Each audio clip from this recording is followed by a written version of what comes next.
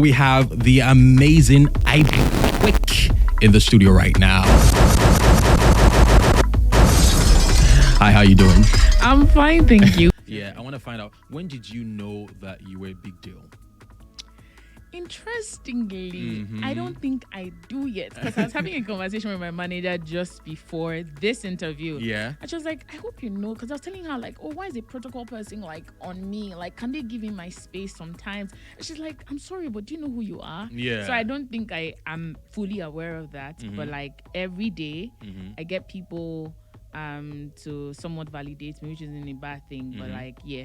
So I think That's a good feeling. Oh yeah, it is. It's an amazing feeling. It is. I think if you ever had any doubt, the moment you showed up at Cool FM, oh, it's already nice. confirmed. Oh, nice. Oh, nice. I love that. And at what point did you start to tap into that creative part of your being and start to show the world as well? I think I started spoken word like 10 years ago. So this is my 10th year, which is a decade. So if you want to celebrate me, like, please go ahead. But like, yeah, I started like 10 years ago. But at the time, I didn't think that, okay, this is something that I'll take seriously in the next 5 years, 10 years. But it was just something I did. I remember telling my mom, anytime she's like, oh, how much are they paying you? They must pay you. And I would tell her, Mom, it's not about the money. I was just so young and naive. And like, even when they pay me, I'll give her everything. And I'll be like, oh, whatever you want to give me. Yeah. So I never really thought as far as this. But now, if you ask me in the next 10 years, definitely spoken word, I'd still be doing this. And I think that is so impactful, what words do to people and even to myself. And if I were to be born again in this world, I would definitely choose spoken word. Because I think that a number of people have been impacted by this. And I know that I continue to grow every day and knowing like, okay, what do people want to hear today? What parts of myself have I touched or reached that I can share with people? Yeah. I think when it comes to spoken word or just being a wordsmith, the first thing that comes to the minds of a lot of people is they assume that it's always spontaneous. It's a lot of spontaneity involved. But I want to ask you, is it always spontaneous when it comes to you just speaking your truth or just talking, or you have to scribble down a little bit sometimes? So I always tell people that I'm not a freestylist. I'm actually a lyricist. So I take my time to actually sit, think, and write. And because I know that it's spoken word and we know the market in Nigeria, I want it to be as creative and relatable as possible. So I'm going to use SpongeBob, I'm going to use Avengers, Marvel, DC, because and I want to see like how, and I need to carry these thoughts. I need to, so if I'm talking about Marvel, I'm talking about Marvel characters, DC characters. So it takes a lot of thinking. So yeah, it's not as spontaneous. Sometimes it is, and it's so easy. And I'm always thankful. Like, oh, thank God, because writing is not as easy as people think it is. Yeah. Do you believe that social media had a pivotal part in your ascension to who you are right now, or you felt like you always knew you were going to get there regardless of social media? I didn't know, because there were moments I was like, should I still be doing this thing? Because I think 2020 was that year where I was just really struggling. But I went for a competition in 2022 I came in and it went really far, and everybody, oh my gosh, Ibquake. But it didn't end there. I think it would be a different story if I chose to taking the glory and still not work on myself. But I think that social media definitely has played like a pivotal role in like taking me far and wide. Like now I go out and like people actually know who Ibquake is, know what spoken word is, and like it's like people are hungry and thirsty to, I mean, thirsty sounds, but to hear my words. So I think that social media, yes, for sure, has done a lot for me. For sure. What Ibquake is not your name though, is it? Oh no, it's not. So what is your name? So my name is Ibquake. Yes. So how did you formulate or come to answer Ibquake? So I have a mentor, auntie. She's a gospel minister called Gloria Bryman. One day we're just sitting and it's nothing that deep. She was just looking at me and she was like, oh, your name is Ibquake. Just like that. Yeah. Ibquake. She's such a creative person. I believe she tapped it from the Holy Spirit and she was just like, Ibquake is your name. And since then, this was 2016 and I've been calling myself Ibquake. You should be giving out royalties though, because I mean, you don't get that. You should find and say, this for is real. Yes. For sure. Because that is so amazing. What is the one thing that, fame has given you that you're super grateful for?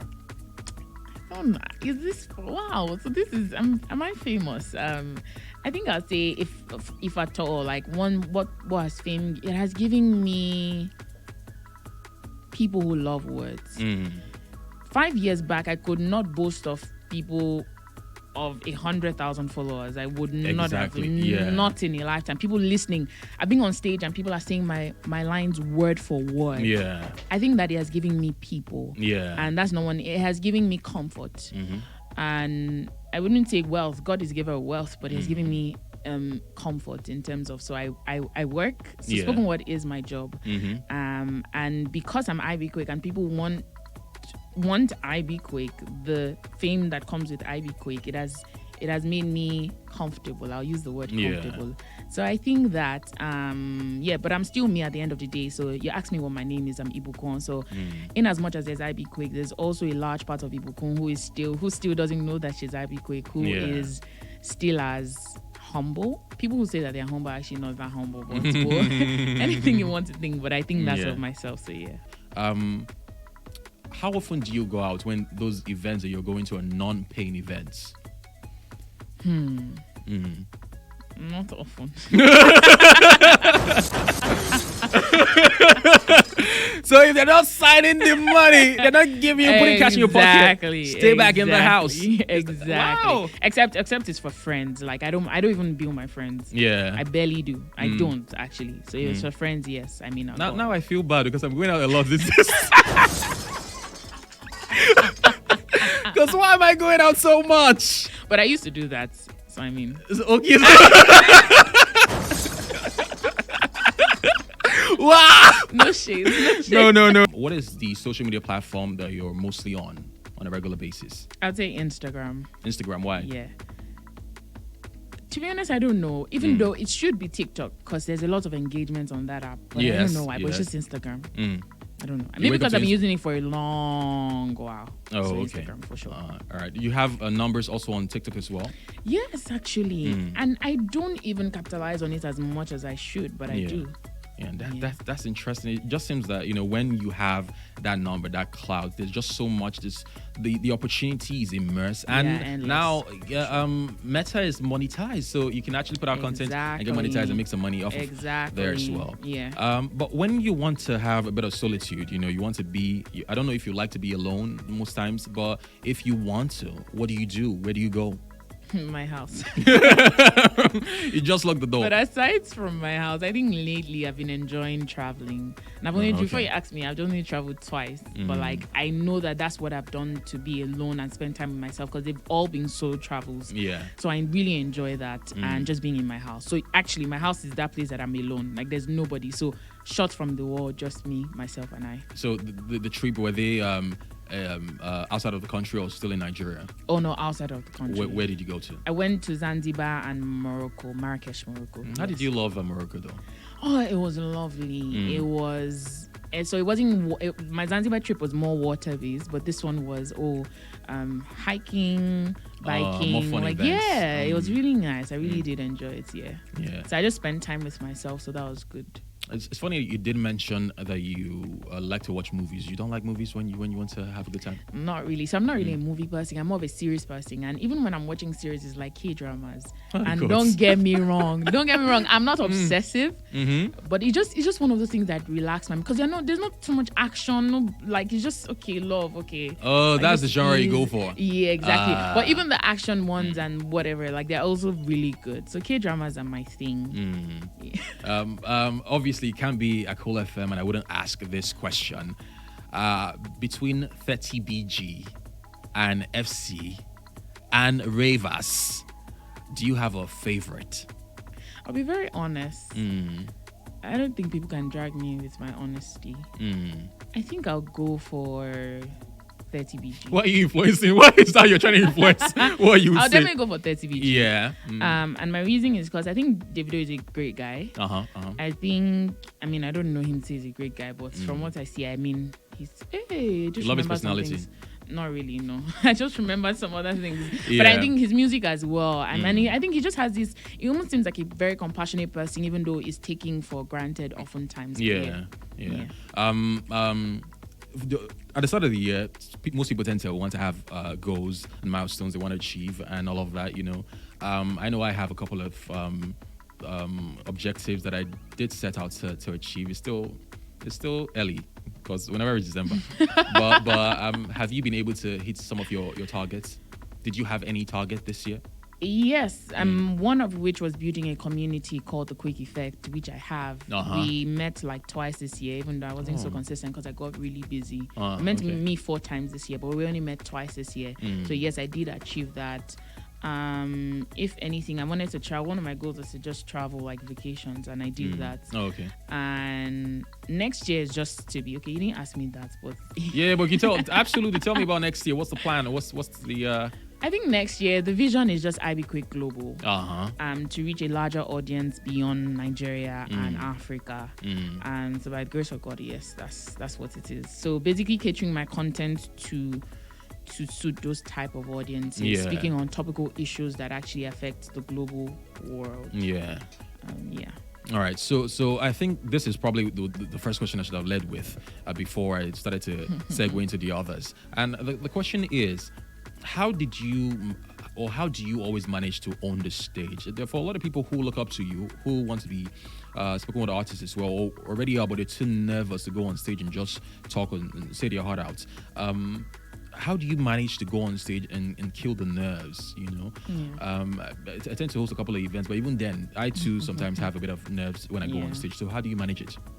I think so. When I teach spoken word, I always tell people that one of the benefits of spoken word is I build your confidence. All right.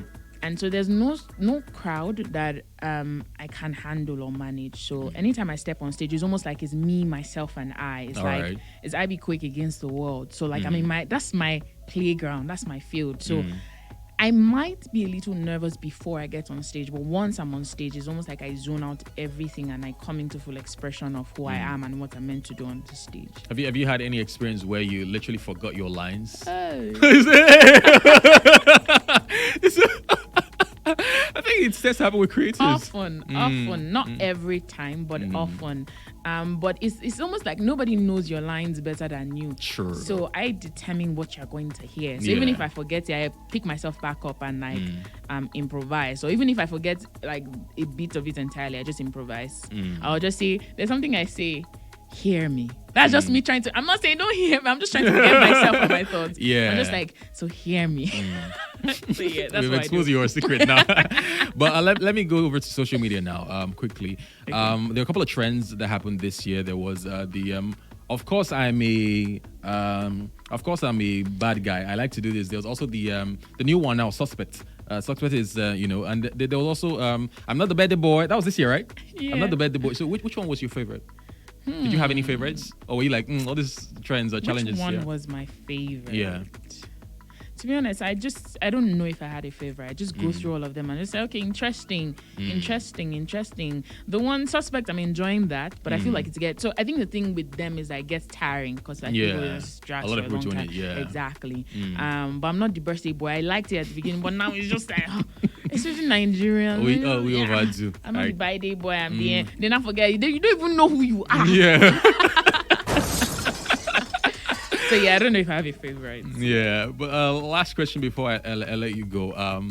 If you could be any superhero, because you tend to talk about superheroes a lot, what would you be? I'd probably be Mystic. Like be able to shapeshift. I talk about Mystic as well. Even though I'm thinking of someone who can also read minds. I think I like them about too much. I just want to be reading people's That's the X-Men now. The Xavier can read minds. Not Psycho. Okay. But I wouldn't be Xavier because he doesn't there's not a lot of interesting things with his character. Oh, okay. But I mean, his mind is amazing. So I like to read minds. But I think I'll say Mystic because I shapeshift. I can be Bill Gates walking to this room. Oh, give me your money. My God. You give me your money by force. Anyway. So I can be anything and everything. Yeah.